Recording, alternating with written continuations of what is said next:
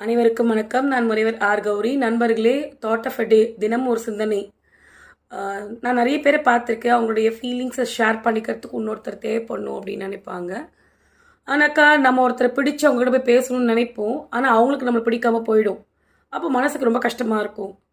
நான் என்ன சொல்ல வரேன்னா, எல்லாருக்கிட்டையும் உங்களை யாருக்கு ரொம்ப பிடிக்குமோ, உங்கள் கூட டைம் பண்ண யாருக்கு ரொம்ப பிடிக்குமோ, அவங்களோட உங்களோட நேரத்தை நீங்கள் செலவிடுங்க.